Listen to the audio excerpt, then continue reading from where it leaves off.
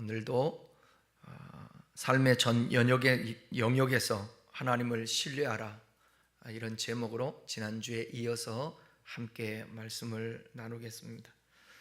이 잠언 3장 1절부터 10절까지 내용을 보게 되면 잠언의 저자가 솔로몬이잖아요. 대부분이 그 솔로몬이 아마도 하나님께서 이스라엘 백성들을 출애굽시킨 다음에 그들에게 계명을 주고 그들과 하나님이 언약을 하시고 하나님의 말씀 안에 거하고 주님이 말씀하신 대로 순종하면서 나갈 때에는 하나님이 약속하신 복을 준다라는 건데, 그 내용을 어쩌면 이 3장 1절에서 10절을 압축해서 바울이 모세오경의 말씀을 이렇게 압축해서 솔로몬이 압축을 해서 한 말씀처럼 여겨집니다. 주님께서는 우리를 긍휼히 여겨주시고 우리가 죄인 되었을 때에 우리에게 하나님의 그 자비와 그 은총을 우리에게 허락해 주셨죠. 구원과 우리의 삶에 있어서 영생은 하나님이 선행적으로 역사하지 않으면 절대로 누릴 수 없는 것입니다. 은혜로 말미암아 우리가 구속, 죄사함을 받고 하나님의 자녀가 되고 그 다음에 하나님이 공급하시는 힘으로 살아가는 것이지요. 은혜 받은 자는 책임을 다해야 된다. 그 책임이 뭔가? 하나님과 은혜 주실 때에 우리에게 말씀하거든요. 언약하거든요. 너는 내가 은혜 줬으니까 이렇게 살아라. 그러면 나는 하나님 노릇 해줄게. 하나님 노릇이 오늘 본문의 말씀처럼 그러잖아요. 이렇게 하면, 그리하면 뭐뭐 해주겠다고 말씀한 것입니다. 이게 하나님과의 언약인 것이죠. 지난주에는 1절에서 4절까지 살펴보았고 오늘 5절부터 같이 한번 또 우리의 삶의 전 영역에서 하나님을 신뢰하는 그 말씀을 함께 살펴보겠습니다. 5절, 6절을 같이 읽겠습니다.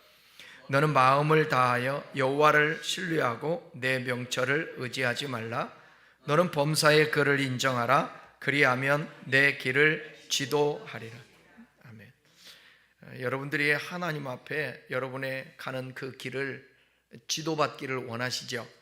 네. 지도한다라는 것은 뭐겠어요? 가르쳐주고 인도해주고 그러는 거죠. 잘못 가고 있을 때에 마치 여러분 어렸을 때 TV를 봐도 그러고 저는 어렸을 때 그런 경험들이 있는데, 소도 몰아보기도 하고요. 소 몰고 갈 때 뒤에서 이리야 하고 안 그러면 회초리 같은 것으로 이렇게 조절해 주지 않습니까? 바로 갈 수 있도록. 그게 지도인 거죠. 인도해 주는 거죠. 어떨 때 지도를 해준가? 그 내 길을 지도하리라 보면 앞에 그리하면이 나와 있죠. 그러니까 5절 전체와 6절 이 앞절 그 내용대로 할 때 우리 주님이 우리의 삶을 지도해 준다라는 것입니다. 우리는 욕망적인 존재이기 때문에 항상 뭔가를 결정하고 나아갈 때에 우리 유익을 위해서, 욕망을 위해서 결정을 하고 달려갑니다. 그렇게 가다 보게 되면 필경 그 길이 사망이라는 거죠. 누가 좁은 길 가려고 그러겠어요? 다 넓은 길 가려고 그러지. 근데 주님이 말씀한 그 길은 좁은 길. 우리 스스로 원하는 길은 넓은 길. 좁은 길은 생명의 길이고 넓은 길은 사망의 길이에요. 지옥이란 말입니다. 근데 좁은 길 가기가 쉬워요? 넓은 길 가기가 쉬워요? 넓은 길 가기가 훨씬 쉽죠. 근데 좁은 길 가는 것도 쉬워요. 어떻게 하면 쉽냐? 어떻게 하면 쉬울까요? 네? 이스라엘 백성들을 신명기에서 보면 그 말씀 있지 않습니까? 그 백성들을 광야에서 어떻게 하고 가신다고요? 기억나요? 업고 가신다고요. 업고 가신다고. 그 표현이 있지 않습니까? 그러니까 어린 아이 때 여러분 등에 엄마 업혀본 기억이 있어요? 있어요? 있어요? 저는 있어요. 2살 기억해요? 여러분? 못하죠? 근데 저는 어떻게 기억할까요? 2살이 아니었으니까 기억하지. 2살 때 어떻게 기억을 해요? 그래서 저는 3살, 4살, 5살 때도 업혔다라는 거 아닙니까? 그죠? 그러니까 기억을 하는 거예요. 그러니까 옛날에, 오늘날로 하면 옛날에 제가 별명이 있었으면 뭐겠어요? 쫄랑이는 그건 뭐 붙은 거고, 요즘으로 하면 뭐겠어요? 다 나왔네. 마마보이, 껌딱지 다 맞는 것 같아. 난 마마보이고 껌딱지. 껌딱지 항상 붙어 다니고. 그 어머님이 그 방을 이렇게 닦잖아요. 옛날에는 방을 무릎 꿇고 이렇게 닦고 다니잖아요. 그러면 제가 등에 올라탔던 것 같아. 그 무릎이 얼마나 아팠겠어요? 근데 그런 기억이 있는데, 어디를 가든지 어렸을 때 업고 가게 되면 무서울 게 뭐 있고 추울 게 뭐 있고 두려울 게 뭐 있겠습니까? 그러니까 좁은 길이라 할지라도 하나님께서 함께하여 가시면 그 길은 그분이 보호하시고 인도하시니까 우리에게 힘들지 않은 거죠. 그러니까 내가 가려고 하니까, 나 혼자 가려고 하니까 그게 힘든 거예요. 주님과 함께할 때는 힘들지 않죠. 열매를 맺으려면 포도나무가 가지에 붙어 있어야 되는데, 이게 가지가 포도나무에 붙어 있어야 되는데, 붙으면 열매를 어떻게 맺는다고 그랬어요? 우리가 억지로 한다는 것보다 힘든 게 없어요. 저절로 돼야 안 힘들죠. 그죠? 오늘 수요 예배 안 나오던 사람한테 제가 문자로 이제는 중직도 되고 그러니까 예배 생활 해야 됩니다 하고 문자 보내면, 안 들이던 사람들에게 예배라도 하세요. 만났을 때 예배하세요. 여러분들 예배 드세요. 안 하면 우리 교회 나오지 말든지. 성도들이 오면 다음 주일날 제가 앞에 서가지고 있잖아요. 우리 모두에게 오늘 수요예배 안 나오는 사람들에게 다 있잖아요. 한 사람씩 얘기해야 하는 거예요. 한 사람씩. 야, 너 수요일날 예배 안 나오려면 교회 오지 마라. 집사님, 수요일날 안 나오려면 교회 나오지 마세요. 권사님, 수요일날 나오지 않으려면 교회 나오지 마세요. 이렇게 하면 부담이 되겠어요, 안 되겠어요? 제가 하겠어요, 안 하겠어요? 그런 말을 제가 하겠어요, 안 하겠어요? 미친놈 아니면 안 하죠. 누가 그렇게 하겠습니까? 누가? 그렇게 해서 아무런 유익도 없는데 시험밖에 더 들겠어요? 근데 그분 안 나오던 사람이 나오려면 힘들지만, 제가 수요 예배가 힘들겠어요, 안 힘들겠어요? 제가 수요 예배가 힘들어요, 안 힘들어요? 주일 예배가 힘들어요, 안 힘들어요? 한 번도 저는 수요일 날 예배 드리는 게 힘들다고 생각해 본 적이 없어요. 지금은 좀 힘들어요.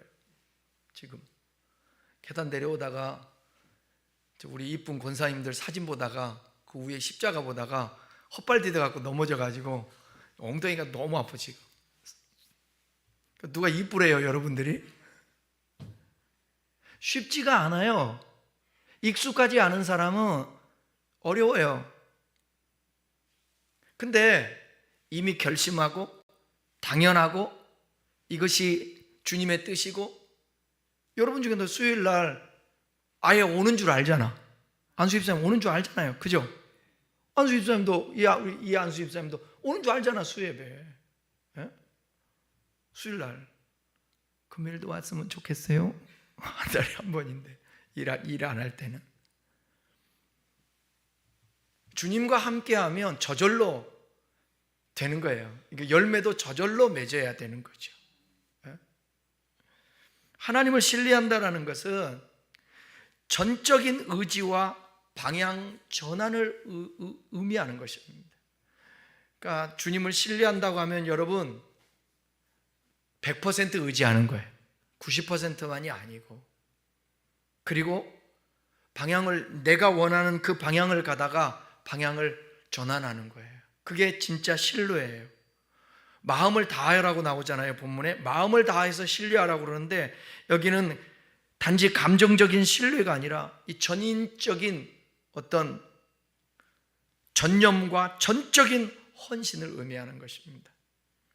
하나님께 일부만 맡기고 중요한 결정은 내가 책임지는 것이 아니라 삶 전체의 주도권을 누구에게 드리는 거예요? 하나님께 드리는 거예요. 하나님께 맡기는 거예요. 그게 진짜 신뢰예요. 삶의 전 영역, 모든 영역에서 하나님을 신뢰한다는 것은 하나님, 제가 보기에 좋은 길이 있지만 제가 옳다고 여기는 것보다 주님의 인도를 더 믿겠습니다. 그거예요. 그게 진짜 신뢰하는 거예요. 오늘도 말하잖아요. 내 명철을 의지하지 말라고. 우리의 명철을 의지하지 말라고.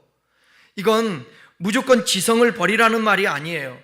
명철은 판단력, 어떤 경험, 이성적 분석을 말합니다. 그러나 그 모든 것이 하나님의 말씀과 인도하심보다 앞서는 안 된다는 거예요. 그건 교만이 되는 거예요. 요즘 우리가 매일 성경 역대상 하는데 다윗이 나오는데요. 다윗이 하나님과 관계가 좋을 때, 하나님의 인도받을 때는 언제냐? 주님께 여쭈어 가로되, 여쭙는 거예요. 우리의 삶의 전 영역에서 주님을 신뢰한다는 것은 순간순간 여쭙는 것입니다. 묻는 거예요.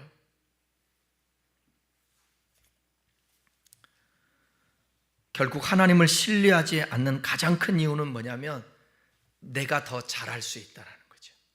내가 잘 안다라는 거예요.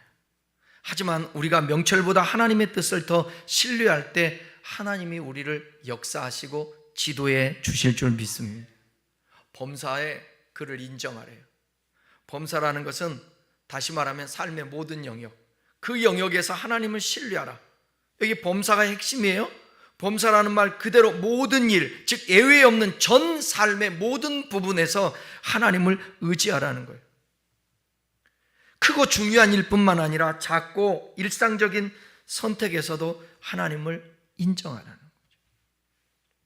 무슨 선택하든지 우리가 일상적인 시간을 사용하는 것, 재정을 사용하는 것, 모든 것에서 우리의 말까지도 다 하나님을 인정하고 그분을 신뢰하라는 것입니다. 여기 하나님을 신뢰하는 삶은 예배할 때만, 큰 위기 때만이 아니라 우리의 삶의 전 삶을 다 통틀어서 순간순간 하나님을 인정하는 생활 방식이에요. 이거 어떻게 이제 어떤 개혁주의 신학자들 중에는 또 그런 신학을 한 목회자와 그 말씀을 들은 성도들, 주님께 그냥 맡기고 주님의 우산 안에서 살면 되는 거지 뭘 시시콜콜 다 물으면서 해. 성경을 보면 알잖아요. 다윗이 하나님 앞에 물을 때는 실수한 적이 없어요. 그런데 하나님을 잊어버릴 때는 실수를 하거든요. 성경이 이스라엘 백성들에게 가나안 땅에 들어가면 그들에게 꼭 기억할 것, 내가 너희를 애굽에서 인도하신 것을 잊어버리지 말라. 잊지 말라는 거, 잊지 말라는 거. 하나님을 잊으면 안 되죠. 그래서 모든 일 가운데 우리가 주님과 교제 속에서 그분 앞에 묻고 하는 거예요. 교회에서만 묻고 기도하는 것이 아니라 범사에 어떻게 할까요, 하나님? 물건을 살 때도 하나님 이거 사요 말아요? 어떻게 그렇게 살아? 아니, 우리는 좀 그럴 필요가 있어. 너무 우리 방식대로 살아가니까 좀 물을 필요가 있는 것입니다. 그리하면 내 길을 지도하리라. 그 약속은 분명한 거예요. 하나님은 우리의 삶의 길을 정확하고 선하게 인도하실 거라는 것입니다. 인간의 눈에는 평탄해 보여도 망하는 길이 있고요, 또 위험해 보여도 그 길이 축복의 길일 수 있습니다. 하나님을 삶의 모든 길목에서 인정할 때 그분은 혼란을 질서로, 막힌 길을 열린 길로 바꾸는 것입니다. 고난의 골짜기를 어떤 골짜기로 바꿔요? 축복의 골짜기, 송축의 골짜기로 바꾸는. 여호사밧과 그 백성들이 하나님 앞에 모여서 기도하지 않았다면, 금식하고 하나님 앞에 부르짖고 맡기고 하나님 인도해 주세요. 거기 보면 또 이런 말씀 있잖아요. 여호와를 신뢰하라고. 신뢰하지 않았더라면 어떻게 그 고난의 골짜기가 축복의 골짜기로 바뀔 수 있겠습니까? 그러니까 저와 여러분들도 이성을 가지고 우리의 명철을 의지하며 앞날을 바라보면 깝깝할 때가 많아요. 그런데 시선을 하나님 앞에 고정하고 하나님이 인도하실 것이고 하나님이 도와주실 것이라고 생각하면, 그럼 맡길 수 있고 우리의 마음이 평안해. 하나님 인도하시니까. 여러분 한번 볼래요? 작년 한번 생각해 보세요. 작년 12월 달에 11월 달에 병원 가서 안 좋은 선고를 받고, 그때는 답답하고, 또 올 초에도 또 선고를 받고 막 답답하고 걱정스럽고 불안하고, 그렇지만 하나님을 경외하고 하나님 의지하고 가다 보면 따라요, 모든 것이 합력하여 선을 이룬다. 그런 경험을 하지 않습니까? 목사도 똑같습니다. 여러분, 우리의 삶의 풍요로움과 세상이 말하는 축복이 꼭 좋은 거 아니에요. 좀 힘들고 어렵고 가난하고 병든 게 꼭 나쁜 게 아니에요. 고난은 우리의 유익이라고, 주님을 더 의지하게 되고 우리 자신들을 돌아보게 되고 더 거룩하고 성결해진다는 거예요. 그러니까 중요한 것은, 신앙은 뭐냐면 나타나는 현상들이 아니라 우리의 마음이에요. 어떤 마음을 가지고, 태도를 가지고 살아가며 반응하는가, 그게 중요하다는 것입니다. 오늘 여러분의 명철, 여러분의 이성 경험, 그거보다 더 주님을 인정하고 범사에 의뢰하고 신뢰하기를 바랍니다. 7절 8절 읽겠습니다. 스스로 지혜롭게 여기지 말지어다. 여호와를 경외하며 악을 떠날지어다. 이것이 내 몸에 양약이 되어 내 골수를 윤택하게 하리라. 하나님을 신뢰하는 삶은 자기 자신에 대한 겸손에서 시작되는 것입니다. 여기에서 스스로 지혜롭게 여긴다라는 것은 내가 맞다, 내가 잘 판단할 수 있다, 하나님보다 내가 더 잘한다, 교만의 태도예요. 이거는 하나님을 신뢰하는 사람은 자신을 낮추는 거예요. 하나님의 말씀과 뜻 앞에 자신을 복종시키는 것입니다. 오늘날 많은 사람들이 하나님을 신뢰한다고 말하면서 실제로는 자기 생각, 자기 계획, 자기 방식을 더 믿고 따르는 거예요. 그러니까 여러분, 자기 자신이 진짜 하나님을 의지하고 신뢰하면서 믿음으로 사는지 안 사는지 그 증거가 뭐냐면, 성경을 내가 펴들고 내가 주님 앞에 기도하고 늘 의지하는가 안 하는가 보면 알아요. 교회 열심히 나온 것이 아니라 우리의 범사의 삶 속에 주님이 뭐라고 말씀하시지? 왜? 이 말씀이 옳다면 내 생각을 이 말씀으로 덮어 씌워야 올바른 생각을 하고 판단을 할 거 아닙니까? 성경을 보지 않으면 우리 자신을 낮출 수가 없어요. 그냥 윤리적으로 태어난 우리의 성격대로 그렇게 반응하게 되는 것입니다. 그건 신뢰가 아니죠. 하나님 없이도 살 수 있다는 그건 자기중심적인 삶은, 그건 온전히 하나님을 신뢰하는 게 아니에요. 여호와를 경외하고 악을 떠날지어다 그러잖아요. 여호와를 악에서 떠나는 게 쉬운 게 아니에요. 여호와를 경외할 때 악에서 떠나는 거예요. 신뢰는 단순한 믿음이 아니라 거룩한 삶의 방향성을 요구해요. 하나님을 신뢰하는 사람은 하나님을 존중도 하고요, 두려워할 줄도 알고요, 그분을 사랑하기도 하고 그렇게 되는 것입니다. 경외함은 단지 감정이 아니에요. 행동으로 나타나게 돼 있어요. 즉 악에서 떠나는 것입니다. 악에서 떠나지도 않으면서 여전히 세속에 물들어 있으면서 하나님을 경외한다라는 것은 이건 거짓말이에요. 이건 하나님 말씀의 토대에서 신앙이 기본이 아니고 그냥 스스로 종교심을 갖고 신앙생활하는 거예요. 오늘날 여러분, 제가 전에도 말씀드렸나요? 구원받는 것도 내가 천국 가기 위해서 예수 믿는 게 아니라니까요. 그렇게 하면 내 중심이 된다니까요.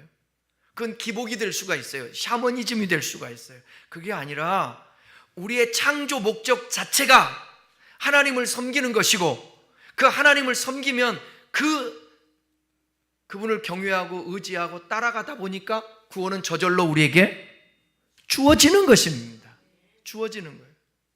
그러니까 구원의 확신보다 더 중요한 건 뭐냐면, 주님이 나와 함께 하시고 내가 주님과 교통하고 있고 주님을 따라가고 있고 주님이 나를 돕고 계시고 이 관계를 유지하고 있으면 그건 저절로 구원이 되는 거예요.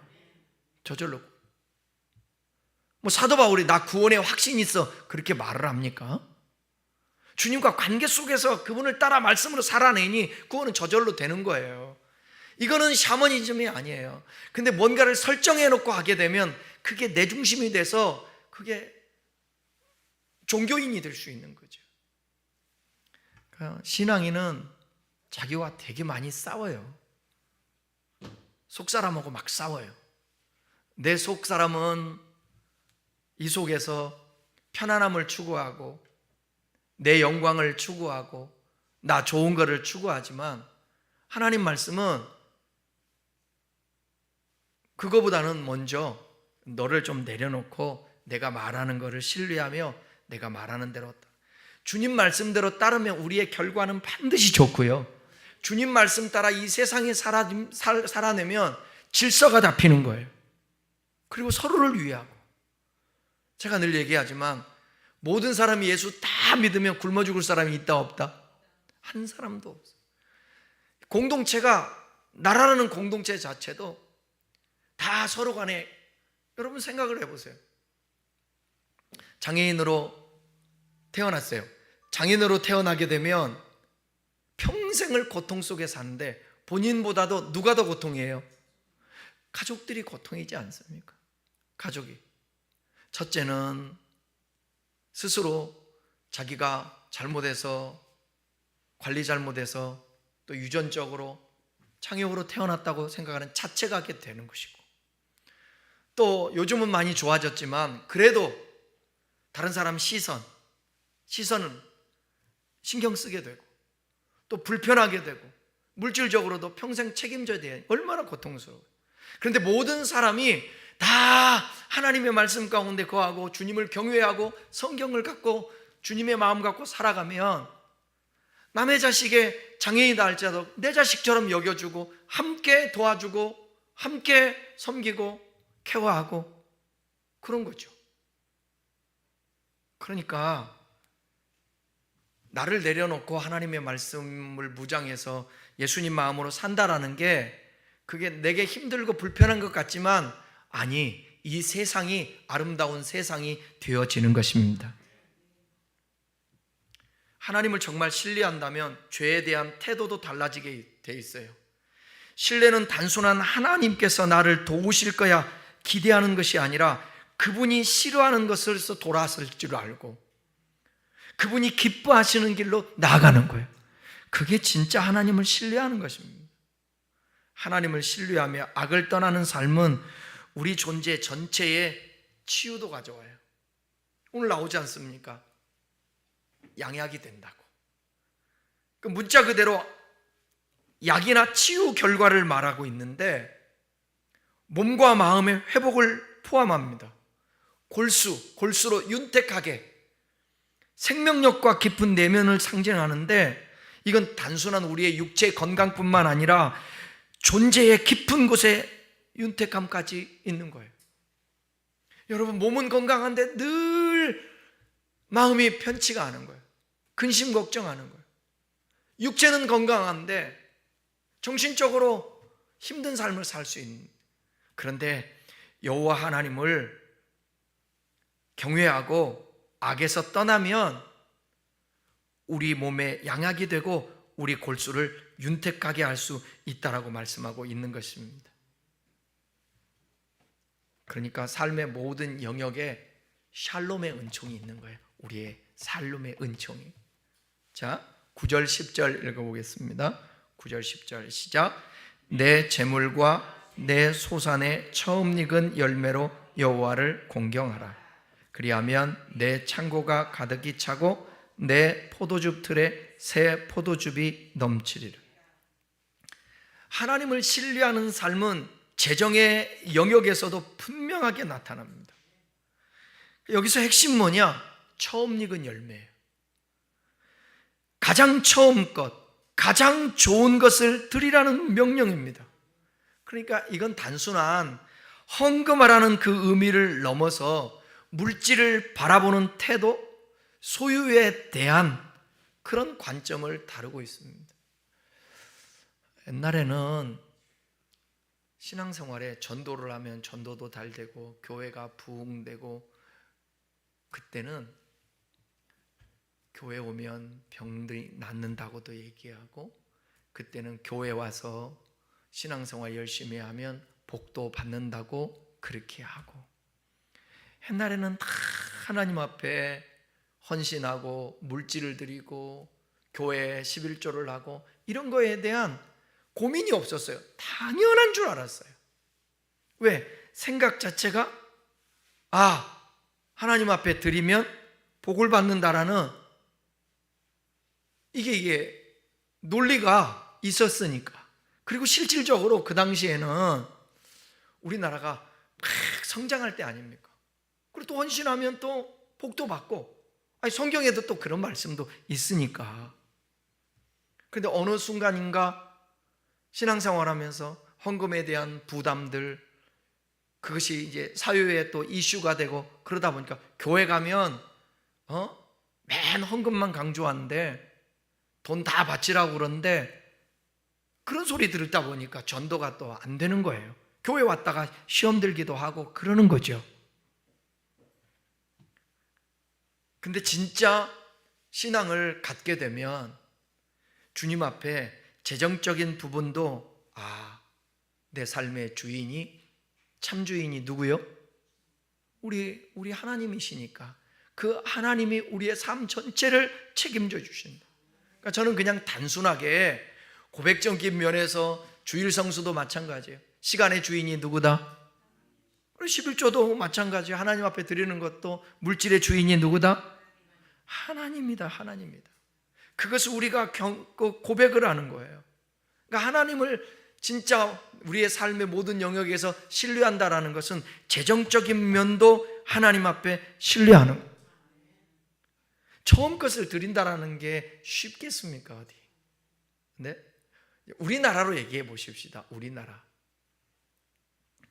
옛날에 종자는 먹는다, 안 먹는다? 안 먹는다. 안 먹는다. 종자를 아껴요. 무슨 종자? 다른 건 몰라도 시골에서 보니까 고구마 있죠? 고구마를 아끼고 아껴요. 그 다음에 고구마를 잘라서 심어요. 거기서 싹이 나요. 그 싹을 잘라서 심어요. 그럼 그게 이제 줄기를 내고 거기서 열매를 맺게 되는 거죠. 그러면 첫 종자를 심었던 그건 어떻게 돼요? 저희 어렸을 때는 그거 폐기하지 않았어요. 그걸 구강이라고 했는데 그것 갖다가 삶아서 먹는 거예요. 맛있을까요? 맛없을까요? 전혀 맛없어요. 왜? 영양분이 다 빠져나가서 맛이 없어요.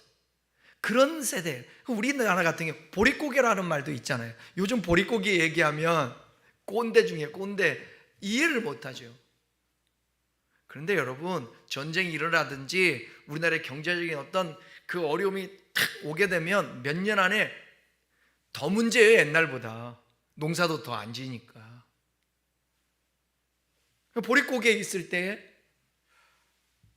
먹을 것도 없죠. 그러니까 저 어렸을 때의 추억은 추억은 학교 갔다 오면 먹을 게 없잖아요. 여러분들 학교 갔다 오면 뭐 드셨어요? 치킨도 드시고 떡볶이도 오다가 드시고 그러셨나요? 쫄면 먹었어요. 네. 저는 학교 갔다 오면 먹을 게 없잖아요. 먹을 게 뭐 있냐고. 그러면 밭에 가요. 제가 지금도 생가지를 참 좋아해요. 고추장 찍어 먹으면 너무 맛있어요. 그 집사람은 먹지 말라고, 아리고 그 몸에 안 좋다고 그러는데 맛있는 걸. 그 왜 그러냐면 어렸을 때 경험 때문에 그래요. 그러니까 저는 가장 행복하고 좋은 게 뭐냐면 밭에서 오이 따가지고 있잖아요. 오이 그 자리에서 먹는 거, 가지 그 자리에서 먹는 거, 이런 것들이 너무 좋아요. 근데 생각을 해보세요. 농사를 지었어요. 배가 고프고 그랬던 시절에 처음 것을 하나님 앞에 드린다. 옛날 시골에서는 농사 지면 제일 먼저 교회, 첫 수확을 교회 가지고 온다고. 그 율법이 아니라 그 마음이 얼마나 예쁘고 얼마나 순수해요. 그렇지 않아요?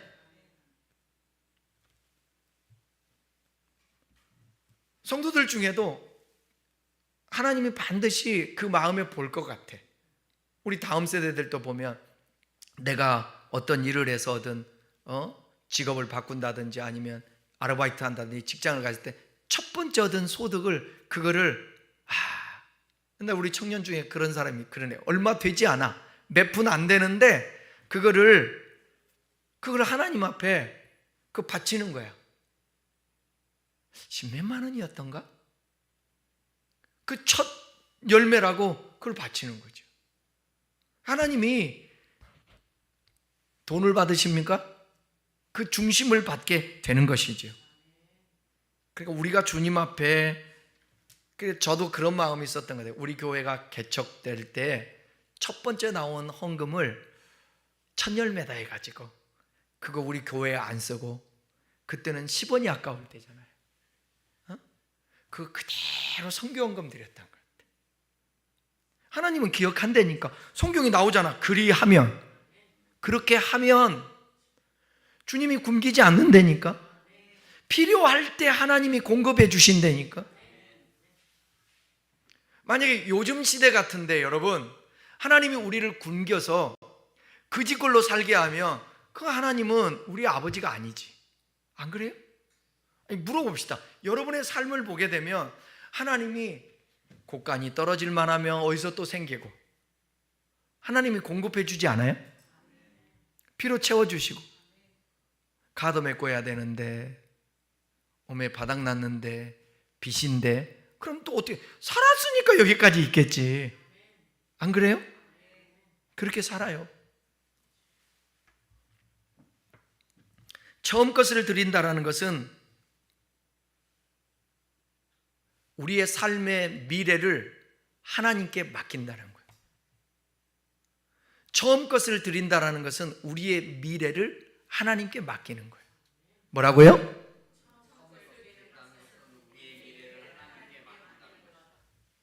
맞아요. 맞아요. 그거예요. 바로 우리의 삶을 맡긴다라는 행위예요. 아직 열매가 얼마나 맺힐지도 모르는 상황에 내가 가진 것 중 첫 부분을 하나님께 드리는 것은 깊은 신뢰의 고백이에요. 고추를 심었어요. 고추에서 열매를 맺히는데 첫 거예요. 그걸 갖다가 하나님 앞에 드렸어요. 근데 앞으로 수확이 얼마나 맺힐지 몰라요. 장마 가져서 그 다음에 고추에 탄저병이 생기고, 제가 고추 농사를 지어봤잖아요. 몇 년 전만 해도. 그때 고추 많이 드셨죠? 맛있었잖아. 그리워. 그 맛있는데 몇 년 하다 보니까 요령이 생기고 자신감도 생기더라고. 한번 첫 번째 나올 때 많이 땄는데 앞으로도 계속 되겠지. 그런데 탄저병이 생기더라고. 그래서 한 번은 고추 농사 망한 적이 있었어요. 하나님 앞에 첫 것을 드린다라는 것은 아직 얼마나 맺힐지 모르는 상황에서 드리는 것이기 때문에 진짜 여호와를 경외하는 거예요. 경외하는 거라고. 농사를 광야 가운데 40년의 광야 생활을 하니까 농사를 지을 수가 없잖아요. 가나안 땅에 왔어요. 가나안 땅에서 농사를 지었어요. 농사를 지었더니 첫 열매가 생기는 거예요. 신기한 거죠. 앞으로 어떻게 먹을지도 몰라. 왜? 아니, 광야에서는 만나와 메추라기를 주셨고 고기도 주시고 그렇게 먹을 것을 하나님이 필요를 채웠는데 가나안 땅에 들어가서는 그게 멈추게 되지 않습니까? 그러면 하늘에서도 안 떨어지고 농사 지은 것만으로 어떻게 살아? 첫 열매를 드릴 때에 어떤 마음이겠냐고요? 하나님을 경외하지 않으면, 하나님을 공경하지 아니하면, 하나님을 향한 신뢰, 믿음이 없으면 바칠 수가 없는 거예요.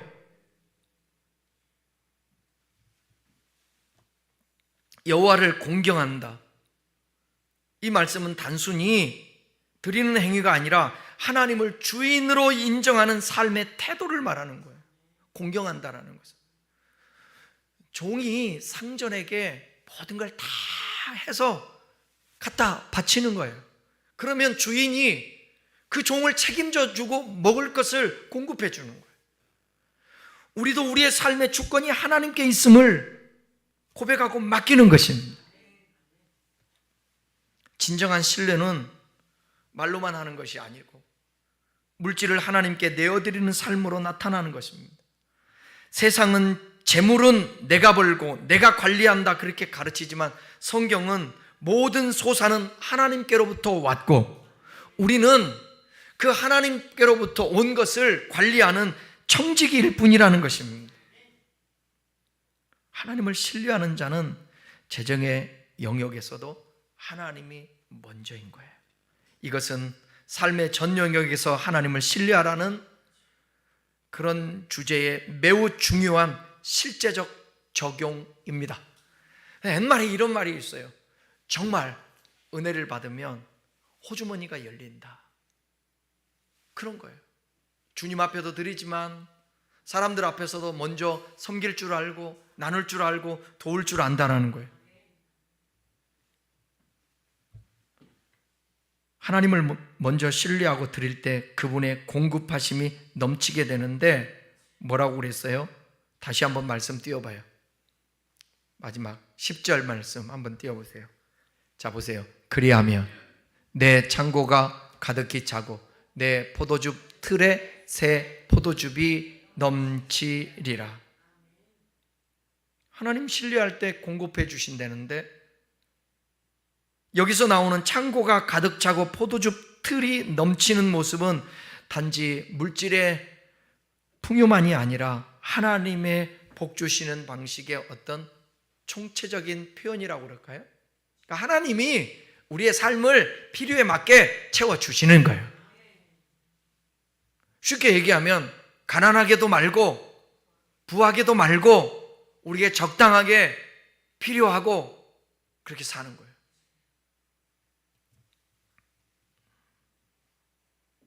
여러분, 가까운 누군가가 결혼식 안 되는데 5만 원이라도 10만 원이라도 드려요? 못 드려요? 에? 드려요? 요즘 근래에 우리 교회 가장 가깝게 결혼했던 친구가 누구지? 장집사인가? 장집사. 그 장집사 결혼식 할 때 여러분 얼마씩이라도 축의금 했잖아요.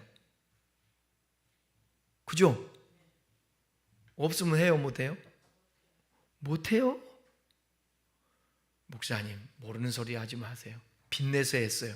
빚내는 것도 그것도 능력이지? 뭔 얘기 하려고 그러냐면 한번 물어볼게요. 여러분 하나님이 공급하신 것 같아요? 안 하신 것 같아요? 지금도 공급하실 것 같아요? 안 하실 것 같아요? 앞으로도 공급하실 것 같아요? 안 하실 것 같아요? 에? 믿습니다. 예, 믿어야죠. 안 믿으면 어떡해. 그러니까 제가 때로는 그래요. 목사니까 마음이 힘들 때 설교한 게 생각이 나잖아요. 설교한 게. 종아, 시선을 환경에 돌리지 말고 하나님께 두라며. 그럼 할 말이 있어요? 할 말이 없어. 답답해 앞길이 여호와를 의지해라. 그러면 네 길을 지도하여 줄 것이다. 뭐 노후 준비에다가 뭐 연금에, 이제 저하고 교제하는 사람들이 나이 드신 분들이 있으니까 65세 넘으면 연금 나오고 그러잖아요. 맞아요? 65세? 맞아요? 연금들 나오잖아요. 국가연금, 노령연금 나오면 그러면 막 나온다고 자랑을 해. 그럼 나는 속으로 귀를 막아버려.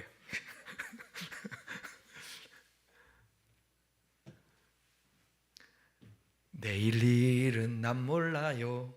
하루하루 살아요. 불행이나 요행함도 내 뜻대로 못 돼요. 불행도 내 뜻대로 못 하고요. 요행도 내 뜻대로 못 해요. 하나님 앞에 맡기고 가는 거지. 오늘 피었다 지는 들풀도 입히시고 새들도 입히시는 하나님. 하물며 너일까 보냐. 그 다음이 중요해. 하물며 너일까 보냐. 그 다음에 나오는 단어가 뭐예요? 믿음이 적은 자들아. 그러니까 믿음이 적으면 안 된다는 거예요. 하나님을 의지하고 맡기라는 거예요. 내일 일은 내일 염려할 것이요. 나오잖아요. 한날의 괴로움은 그날의 족하고, 그러면서 먼저 그 나라와 그 의를 구하라. 그리하면 이 모든 것을 너희에게 더하여 주시리라. 하나님은 자신을 신뢰하고 먼저 드리는 자에게 책임지고 채워주십니다. 여기 자신이라고 그러니까 하나님 자신을 의지하고 신뢰할 때 책임져 주신다라는 거예요. 중요한 것은 복받기 위한 조건이 아니라 신뢰의 삶에 대한 하나님 쪽의 응답으로서의 축복이라는 거예요. 이해했죠? 복받기 위한 조건이 아니라, 이거 아주 중요한 거예요. 사고를 바꿔야 돼요. 복받기 위한 조건이 아니라 신뢰의 삶에 대한 하나님 쪽의 응답으로서의 축복이라는 점이에요. 같은 말 같지만 주체가 하나님이라는 거예요. 하나님께 먼저 드리는 사람은 더 많은 것을 얻으려는 사람이 아니라 이미 하나님이 전부이심을 믿고 고백하는 사람이에요. 똑같이 드리는데 동기가 다르잖아요.